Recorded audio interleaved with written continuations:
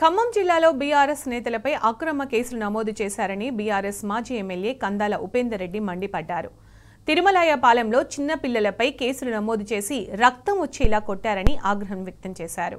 ఇకనైనా కాంగ్రెస్ నేతలు తీరు మార్చుకోవాలని సూచించారు. ఇలానే చేస్తే మళ్లీ అసెంబ్లీ మొహం కూడా చూడరని తేల్చి చెప్పారు. 40-50 కేసులు అక్రమంగా పెట్టినవి ఉన్నాయి. వీటన్నిటితో పాటు మా తిరుమలాయపాలెం మండలంలో ఇంకా 6 కేసులు.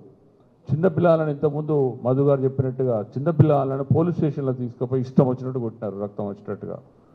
ఇది అసలు ఎట్లా కొట్టొచ్చిన వాళ్ళు సంబంధం లేని వాళ్ళు చిన్నపిల్లలను పట్టుకొని, వాళ్ళకి అసలు కేసుతో సంబంధం లేదు, వాళ్ళకి ఏం సంబంధం లేదు, కేవలం వాళ్ళు వీరన్నెమ్మటి తిరుగుతున్నారనే ఉద్దేశంతోనే.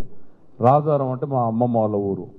ఆ ఊరికి సంబంధించిన ఒక ఎస్సీ వ్యక్తి టీచర్గా ఉంటాడు, వాళ్ళ భార్య కూడా టీచర్ అనుకుంటా, వాళ్ళు ఇక్కడనే ఎక్కడ ఉంటారు, రూరల్లో ఉంటారు.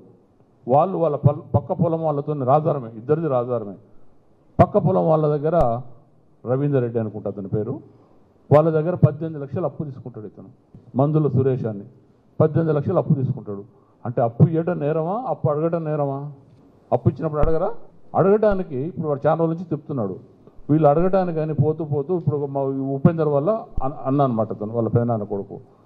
వీళ్ళని కూడా రమ్మంటే వీళ్ళెమ్మటి అనుకోకుండా రవి మా దగ్గరనే ఇప్పుడు జనరల్గా మా క్యాంప్ ఆఫీస్లో ఉంటాడు. అతను రవికి సంబంధం లేదు, తెలియదు.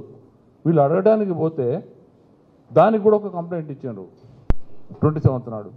అంటే అసలు ఇంతకంటే అసలు ఇదేంది, రాజ్యం నడుస్తుందా లేకుంటే ఇదేమన్నా ఏంటిది అసలు ఇది? సో ఇట్లా ఈ రకంగా చేసుకుంటూ పోతే ఖచ్చితంగా ప్రజల తిరుగుబాటు, మళ్ళీ మీకు పుట్టగతులు కూడా ఉండవు. మీకు నేను చెప్తున్నా కదా, ఈ రోజున ఎవ్వరూ మళ్ళీ అసెంబ్లీ ముఖం కూడా చూడరు ఖచ్చితంగా.